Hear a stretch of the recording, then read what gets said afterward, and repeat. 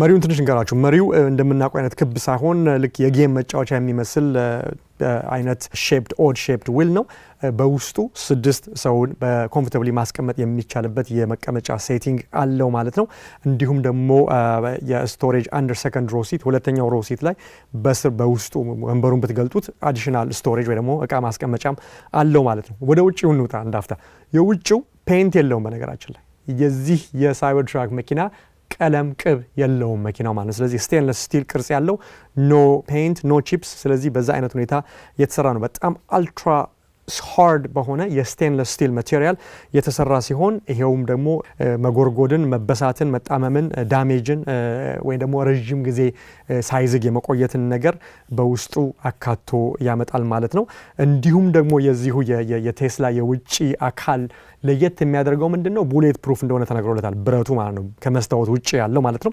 ስለዚህ ይሄው ሙከራ በዚሁ ቪዲዮ ላይ እንደምታዩት ቡሌት ፕሩፍ ባለ 45 ካሊበር ወይ ነው ባለ 5 ሚሊ ራውንዶችን በብዛት ተተኩሶበት ያልተበሳ ቦዲ እንደሆነ በዚሁ ዴሞ ሲያደርጉ ማሳየት ችለዋል ማለት ነው ስለመስታወቱ ትንሽ ልንገራችሁ መስታወቱ እንዳልኳችሁ የዛሬ 4 ዓመት ሲተዋወቅ ዛው ለሰው በሚነገር ጊዜ ምንም ነገር አይሰብረውም ተብሎ የጠንካራ የሆነ የቤዝቦል ኳስ በሚወረወር ጊዜ ስማሽድ እንደሆነ የምናስታውሰው ነው ነገር ግን በዚህ ተውውቅ ላይ በአዲሱ እንደገና ተውውቅና የመጀመሪያዎቹን ምርቶች ለገዢዎች በተረከበ የማስረከብ ዝግጅት ላይ እንደገና ተነግሯል እንዲሁም የዛኔ የዛሬ 4 ዓመት ቡሌት ፕሩፍ ነው ሁሉ ይባል ነበር መስታወቱ ቡሌት ፕሩፍ ሳይሆን ሻተር ሬዚስተንስ ወይ ደግሞ መበተንን መሰበርን መከላከል የሚችል አይነት ነው ስለዚህ የቤዝቦል በጣም ጠንካራ የሆነ ኳስ ነው እንደሚታወቀው በ115 ኪሎ ሜትር አወር ፍጥነት ቢወረወርበት አይሰበርም መስታወቱ ነው በዛ ሌቭል ነው በዛ ግሬድ ነው የተሰራው ነው እንዲሁም ደግሞ ክላስ 4 በረዶ ይባላል በጣም ትልልቅ በረዶ ሲጥል ብዙ የመኪና መስታወቶች የመሰበር ቻንሳቸው ከፍተኛ ነው ያንንም መቋቋም ይችላል ነው የተባለው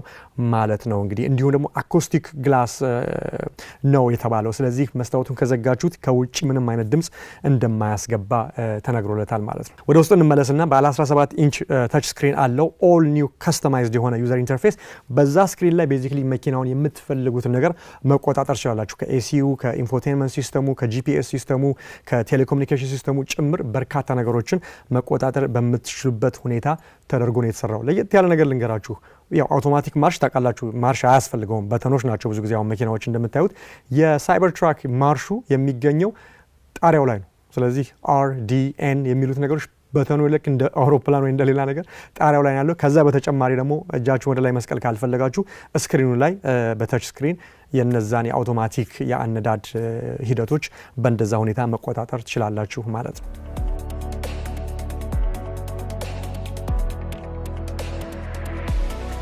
ሳውንድ ሲስተሙ በጣም አስገራሚ ነው በዚህ ሳይበር ትራክ ውስጥ በውስጡ ወደ 15 የሚያክሉ ስፒከሮች ተገጥመውለታል በተጨማሪ ደግሞ ሁለት ዴዲኬትድ ሰብወೂፈር ይሄ በጣም ወፍራም የሆነውንና ቤዝ የሚሰጣችሁን ድምጽ ሁለት ስለዚህ በአጠቃላይ 17 ስፒከሮችን ያካተተ ሳውንድ ሲስተም አለው ማለት ነው በተጨማሪም በዚህ በሳይበር ትራክ ውስጥ ሆናችሁ በመተንቀሳቀሱ ጊዜ አጋጣሚ የባዮሎጂካል ዌፐን አታክ ቢደርስ በመዝጋት መስታወቱን ከውጪ የሚያስገባው አየር ፊልተር አድርጎ የሚያስገባው አየር አጣርቶ የሆስፒታል ግሬድ ብለውታል እና ሄፓ ፊልተር በሆነ ሁኔታ 99.97 የሚያክሉ ፓርቲክሎችንና የባዮሎጂካል ፓርቲክሎችን በሙሉ ፊልተር አድርጎ ነው አየር የሚሰጣችሁ ስለዚህ በዚህ መኪና ውስጥ እየሄዳችሁ ቤዚክሊ የባዮሎጂካል ዋርፌርን የኬሚካል ዋርፌርን ጥቃት ከነዚህ አይነት ጥቃት ራሳችሁ መከላከል እንደምትችሉ ነው እንግዲህ የተነገረለት ማለት ነው ስለዚህ ባዮ ዌፐን ዲፌንስ ሲስተምም አለው ብሎ መናገር ይቻላል ማለት ነው መኪናው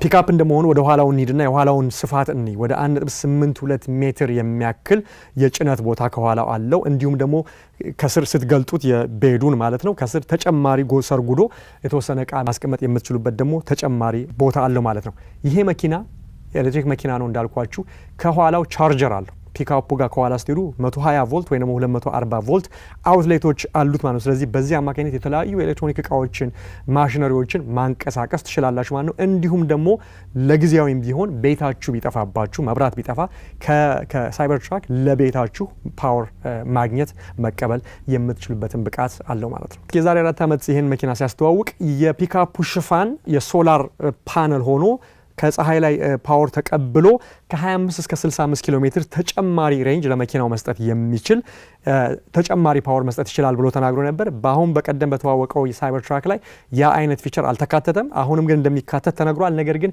የመኪናው ዲፎልት ወይም አብሮት የሚመጣ ይሁን ተጨማሪ ያን ሽፋን ስትገዙ ተጨማሪ ገንዘብ ከፍላችሁ የምትገዙት ይሁን ግልጽ የሆነ የለም። በተጨማሪ መቼ ይሄ ነገር አቬለብል እንደሚሆን የተገለጠ ነገር የለም። ነገር ግን ይሄ የሶላር ፓነል ሆኖ የፒካፑ ሽፋን ሞርች በባትሪውን በተወሰነ መንገድ ቻርጅ ማድረግ የሚችልበት ፊቸርም እንደሚካተት ተነግሯል ማለት ነው። ስለ ብቃቱ የተወሰነ ነገር እንነጋገር። ይሄ ሳይበር ትራክ በሶስት ሞዴሎች እንደሚመጣ ነው የተነገረው። የመጀመሪያው ቤዝ ሞዴል የመጀመሪያው ኢኒሺያል ሞዴል የሚባለው ነው። በአንድ ፉል ቻርጅ 402 ኪሎ ሜትር መጓዝ የሚችልበትና እንዲሁም ደግሞ የመጫን ብቃቱ 3400 ኪሎ ግራም እንደሆነ የተነገረለት ሲሆን ሞተሩ የተገጠመለት ከኋላው ያሉት ሁለት ጎማዎች ላይ ነው። ስለዚህ በዚህ ሁኔታ ላይ ፍጥነቱ አክሰለሬሽን የሚባል ነገር አለ። የአንድ መኪና ፍጥነት የሚገለጥበት ከ0 እስከ 60 በ6.9 ኪሎ ሜትር አክሰለሬት ወይ መፈናጠር የሚችልበትን ብቃት አለው ማለት ነው።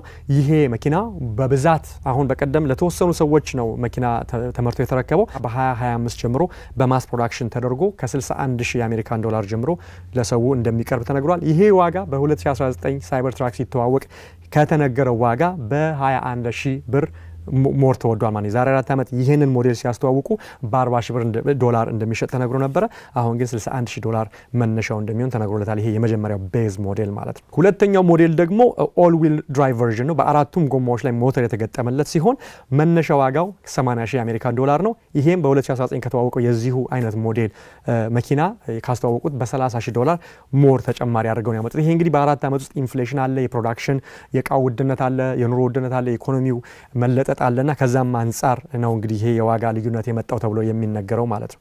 ይሄው እንግዲህ የሁለተኛው ሌቭል ሞዴል ሚድ ቲር ሞዴል ሲባል የ547 ኪሎ ሜትር ሬንጅ ያለው ነው በአንድ ቻርጅ።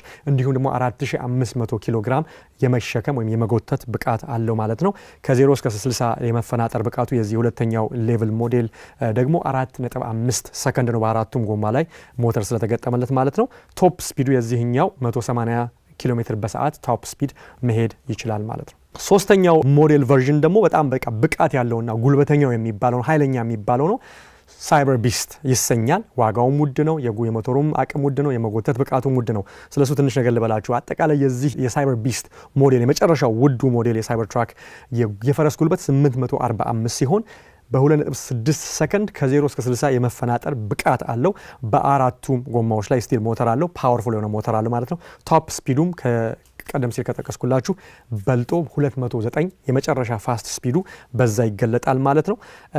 እንዲሁም ደግሞ ሬንጁ 514 ኪሎ ሜትር በአንድ ቻርጅ የሚሄድ ሲሆን መነሻ ዋጋው የዚህኛው የሳይበር ትራክ የሳይበር ቢስት ሞዴል 100,000 የአሜሪካን ዶላር ነው ማለት ነው። ይሄም በ2019 ከተዋወቀው የዚሁ ተመሳሳይ ሞዴል ዋጋ በ30,000 ዶላር ይበልጣል ማለት ነው። በዋና በትልቅ ፋብሪካቸው ያደረጉት ዝግጅት በዋናነት የተወሰኑ ያመረቷቸው መኪናዎች በመጀመሪያ ተመዝግበው ሂሳብ ለከፈሉ ሰዎች የማስረከብ ሂደት ነበር። እንዲሁም ደግሞ መኪናው ያለውን ብቃት በድጋሚ ሪቫይዝ አድርጎ ለሚዲያና ለሕዝቡ ማሳየት ነበር ማለት ነው።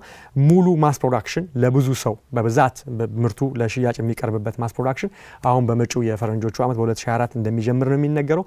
250,000 ሰዎች ይህንን መኪና ለመግዛት እንደተመዘገቡ ይነገራል። መጀመሪያ 2019 ላይ $100 ብቻ በመስጠት ኦንላይን ተገብቶ ሪዘርቭ ማድረግ ይቻል ነበር። አሁን ላይ ደግሞ በቀደም ከነበረው ዝግጅት በኋላ $250 በመክፈል ወረፋ መያዝ ይቻላል ማለት ነው። መኪናው አቬለብል ሲሆን ሂሳብ ከፍሎ ለመውሰድ ማለት ነው። እንግዲህ ይኸው እንደሚታወቀው የኤሌክትሪክ መኪናዎች ኢንቫይሮንመንታሊ ሰስቴይነብል እና ሴፍ ናቸው ይባላል። ነገር ግን በጎንዮሽ ግን አሁንም ቢሆን ኢንቫይሮንመንታል ቻሌንጅ አላቸው። የፕሮዳክሽን ሂደቱ ብዙ ካርበን ኤሚሽን ያወጣል። እንዲሁም ደግሞ ባትሪው የሚሰራበት ማቴሪያል እና የመሳሰለው የኤነርጂ ኮንሳምፕሽኑ ስቲል በጎንዮሽ ያለው ተጓዳኝ ሳይድ ኢፌክት ነው። በአጠቃላይ ግን በመንገድ ላይ በሚነዱ ግን ዜሮ ኤሚሽን ስለሆነ ምንም አይነት